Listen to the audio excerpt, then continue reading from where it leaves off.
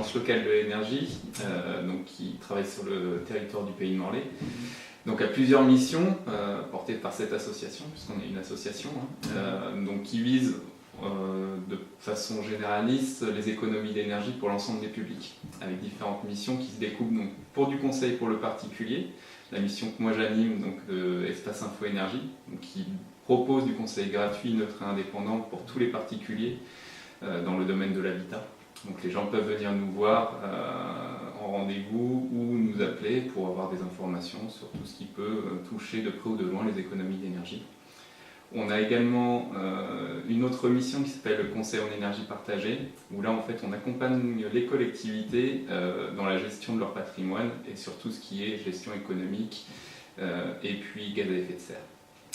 Et puis on travaille aussi sur le domaine de la précarité énergétique avec les centres sociaux, les bailleurs sociaux notamment. Ok, très bien. Et du coup, par exemple, quelle est la consommation moyenne d'énergie d'un foyer français ? Alors, c'est des moyennes très généralistes puisqu'on a des grosses disparités en fonction du climat, donc de la géographie, du nombre de personnes dans le logement. Bon, en moyenne, on est à peu près sur des consommations autour de 185 kWh par mètre carré par an. Donc, toute énergie confondue. On est sur des consommations qui peuvent quasi doubler, voire sur les constructions neuves, où là on a des obligations réglementaires où on va arriver à 55 voire moins kWh par mètre carré par an. Donc une très grosse disparité. Ok, très bien. Et, oui. Pour compléter quand même, quand on regarde, alors je ne parle pas sur le neuf puisque là c'est un peu spécifique, mais là plus de 75% de notre parc bâti c'est du bâtiment ancien. On est sur des répartitions sur ces consommations qui sont de l'ordre de 60% quand même sur le chauffage. D'où notre mission principale, en dehors des éco-gestes, où on va essayer d'amener les gens à la sobriété énergétique, de les amener sur l'efficacité des bâtiments. Donc on va toujours travailler en premier lieu sur l'isolation, la conservation des kilowattheures, pour éviter de chauffer dehors. Oui, voilà, avant tout. Quoi. Ok, bien sûr. Et du coup, la consommation moyenne d'électricité, du coup, si on parle uniquement de cette énergie-là. Alors quand on parle d'électricité, on va... Nous, dans notre langage, plutôt sortir l'électricité, ce qu'on appelle l'électricité spécifique. Donc on va sortir volontairement le chauffage et l'eau chaude sanitaire, puisque là on peut avoir différents modes de chauffage, ça peut être du fioul, du gaz, du bois.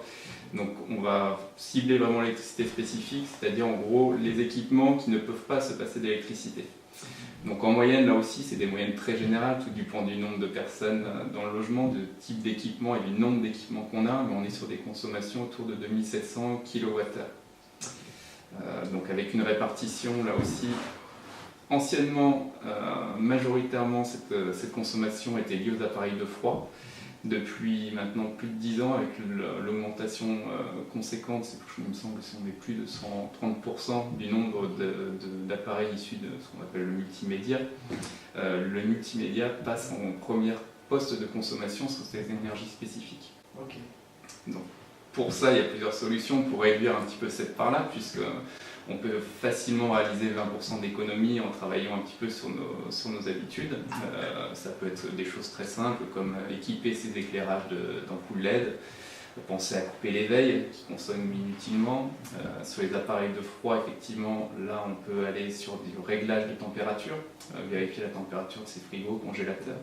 Penser à dégivrer aussi, on ne pense pas souvent, mais sous 33 mm de givre, on est quasiment sur 30% de surconsommation. Donc ça peut aller assez vite. Et puis, dans le cas d'investissement, privilégier des appareils performants. Aujourd'hui, on a la possibilité d'étudier les étiquettes énergie, donc faire le choix tout de suite d'équipements performants. Pour vous donner un ordre d'idée, un appareil de classe A++ va consommer entre 30 et 60% de moins qu'un appareil de classe A. D'accord. Donc des surinvestissements qui, notamment sur les appareils de froid, peuvent très vite être rentables. Alors, il faut savoir qu'on est un pays assez énergivore en eau. Donc là aussi, les moyennes sont toujours très larges. Donc c'est pour ça qu'on va donner des chiffres moyens. Pour une famille de 4 personnes, on va être autour de 150 m3 d'eau par an. Donc ce qui donne à peu près 100 litres par personne. Alors c'est des données qui sont très larges, une famille économe peut facilement diviser par deux ses consommations d'eau.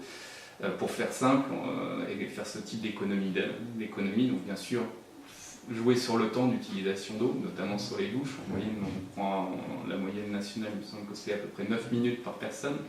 Donc en divisant par 2, ce temps, on fait déjà beaucoup d'économies d'énergie. Et puis jouer effectivement sur les débits, la pression des réseaux, qui sont notamment en Bretagne souvent supérieures à la pression recommandée de 3 bars. Et puis la mise en place de mousseurs ou aérateurs. Un robinet, on est entre 10 et 15 minutes. Avec ce petit système-là qu'on va intégrer dans le robinet, on va pouvoir passer à 5, 8 minutes. Donc diviser quasiment par 2 la quantité d'eau qui va passer.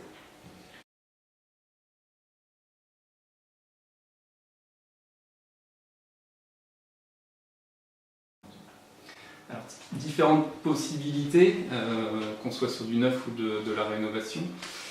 On va scinder en fait dans le solaire ce qu'on appelle le solaire passif. On va simplement utiliser le rayonnement solaire de façon passive pour chauffer la maison. Donc ça peut être tout simplement le choix d'une bonne orientation, un bon ratio de surface vitrée, ce qu'on appelle les murs capteurs ou murs troncs, où en fait on va essayer d'accumuler cette énergie gratuite venue du soleil.